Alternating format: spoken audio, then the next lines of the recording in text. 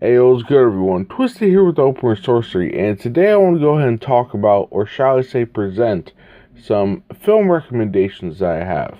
Now, these films are going to be more so fictional, but they happen to have themes or topics throughout of various spiritual, metaphysical, occult, or magical natures within them. And in having them, my hope is that, if you do watch any of them based on my recommendation, you're entertained by them, or you're informed on various subject matter and all that sort of thing, or even if you happen to know about such subject matter, it inspires you to go ahead and revisit it. But if you haven't gone ahead and delved into it, inspiring you to go ahead and look into said things that are incorporated within each of these films. And similar to previous recommendations, talks that have been had previously, the first one being a book recommendations talk with my lovely co-host Devi, as well as a singular one where I gave YouTube channel recommendations. I'll go ahead and keep it to about 5 in this particular iteration of giving out film recommendations. And to both of those other instances, I'll go ahead and provide links in the YouTube posting of this to go ahead and let you guys hear about those if those are things that you're interested in. But I'll go ahead and start off right here with the first film being called The Fountain. Now, this one came out in the year 2004, and I'm just going to go ahead and name one starring lead actor or actress and the director for each of these films. Just to go ahead and not, stay too long on the minutia of them. But this one happened to star Hugh Jackman and is directed by Darren Aronofsky.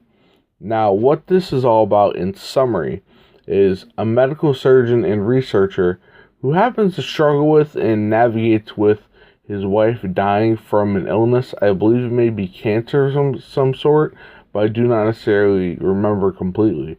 However, he tries to go ahead and find a cure, in him once again being a medical surgeon and a researcher in his own right.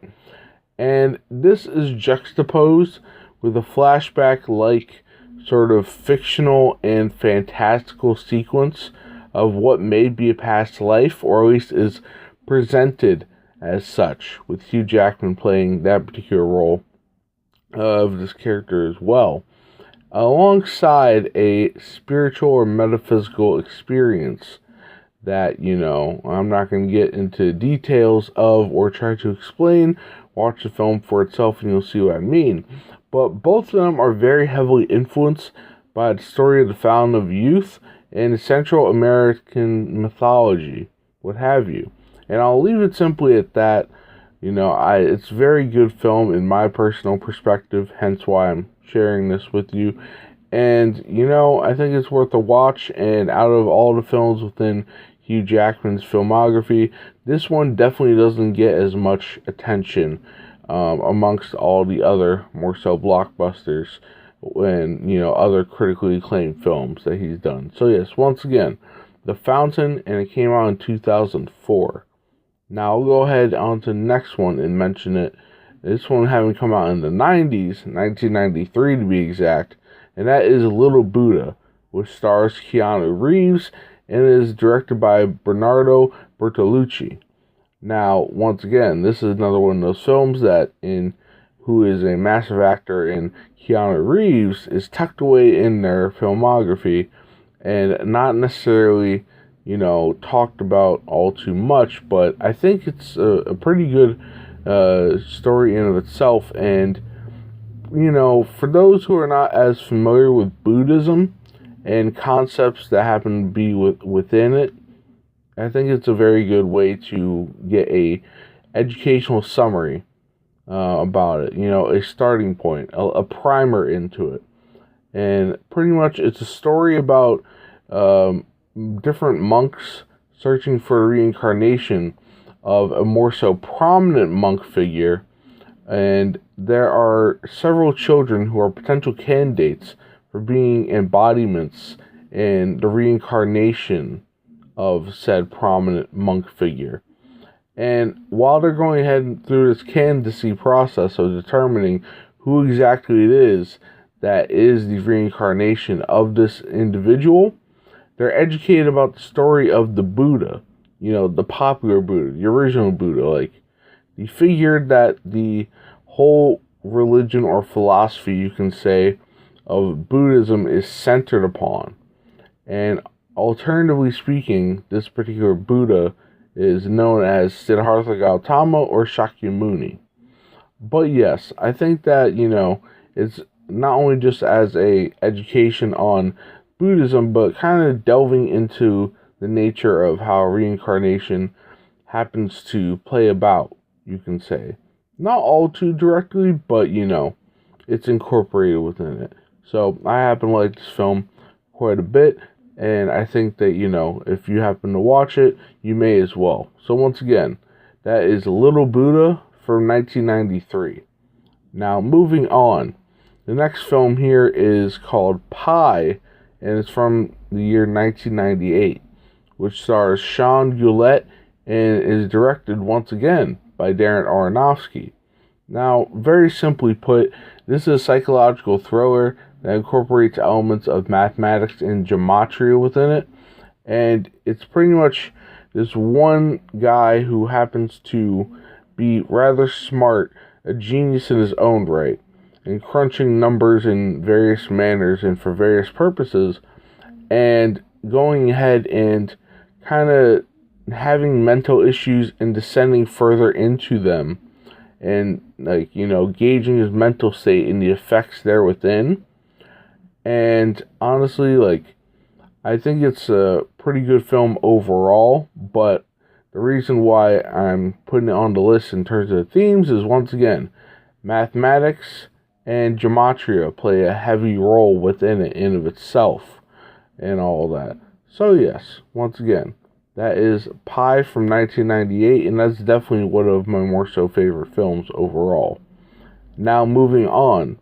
This one is definitely more so, at least at the time of releasing of my talk and monologue here, more so a modern, very recent release, and that being 2022's The Northman, which stars Alexander Skarsgård and is directed by Robert Eggers.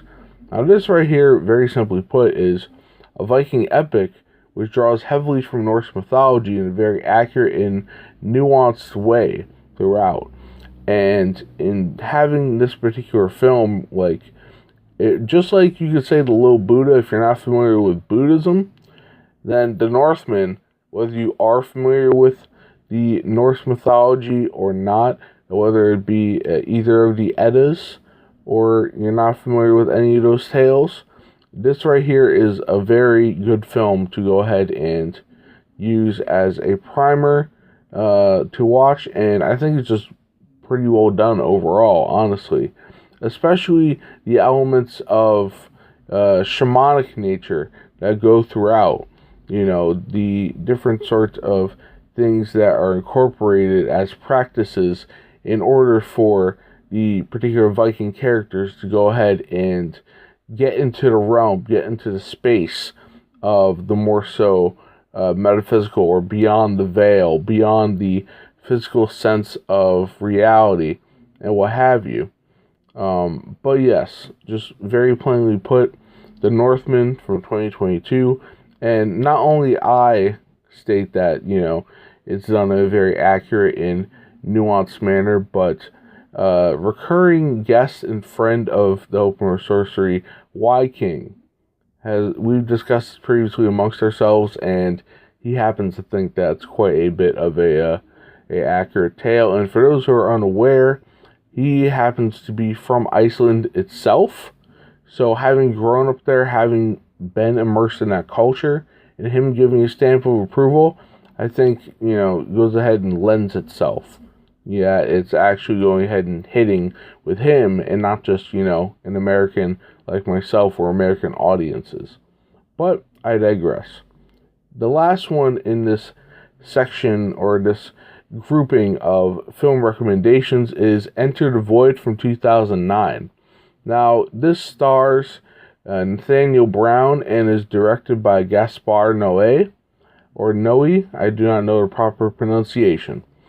But in terms of the film overall, it's about, an individual and his experiences with various substances and psychedelics. But what has stuck out to me over the years, ever since having originally watched this film, was that, and I'm going to go ahead and say this is a bit of a spoiler for more so the second half of the film, or the midway point onward. But, if you don't want to get spoiled on it, I'd say, go ahead and stop listening to this recording and go watch the film for yourself. But if you don't care about that and you want to listen to possibly get more interest in the film, so be it. But in any case, during the second half of the film, or the latter sequence of the movie, the protagonist is killed by police, and from a first-person perspective, he pretty much floats around the area surrounding where they were living, ultimately died, and where their corpse is being transported, for the most part, but then drifts off into the cityscape in which they're living in. I do not know exactly which city in Japan at present, but I believe it may be Tokyo. I could be incorrect. Don't necessarily hold me completely as accurate on that one just yet.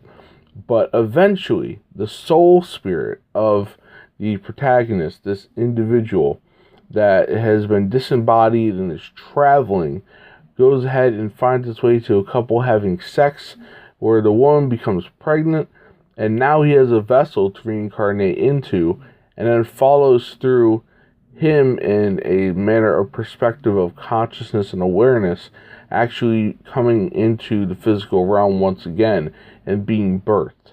And the one thing that went ahead and stuck out to me about this sequence, for at least my own personal observations of myself, is that in watching it, it was rather trippy, and I kind of zoned out into it. Not necessarily in the sense of where I wasn't necessarily paying attention, what have you, or that my head was in the clouds and I wasn't able to go ahead and, notice the details of the film itself, but more so that it brought about a sense of highness, you can say. That, as someone who mostly remains sober within my life and all of that, or has done for the vast part of things, it kind of went ahead and put me into a space that I don't think really any other film before or since then has done. And that's based on the various visual and auditory choices and effects that they have gone ahead and made, or had made in the creation of this film. And yes, so this is definitely one of those films that I think about as like, what? This is definitely something I want to be able to return back to every so often, and, to get that sort of experience. But, you know what? That goes ahead and reminds me that I think I may have mentioned it previously when the topic of the void, not the same sort of void as in, the name of the film, what have you, but the void, the dark space in of itself, for lack of a better manner of explaining it. That is something that both my co-hosts Devi and Lono, as well as I, had discussed previously on Open Sorcery a while back at the time of this recording. So I'll leave a link for that conversation as well for those who are in fact interested in listening to that. Not necessarily the exact same thing, but once again, I happen to recall it because of the similar name, as well as I believe my mentioning of this film very briefly, more so near the tail end of that conversation, I think. But that is just if my memory serves correctly. In any case, though, that is it. 5 films that I recommend that have, spiritual, metaphysical, magical, occult themes throughout and within that you may go ahead and enjoy, are entertained by, and or informed or inspired by, and all of that. So those films, I'll just go ahead and list them off right now. The Fountain, released in 2004. Little Buddha from 1993. Pi from 1998. The Northman from 2022. And Enter the Void from 2009. So, with that having been said, this is Twisted with Open Sorcery, and stay frosty, Neguses. Peace.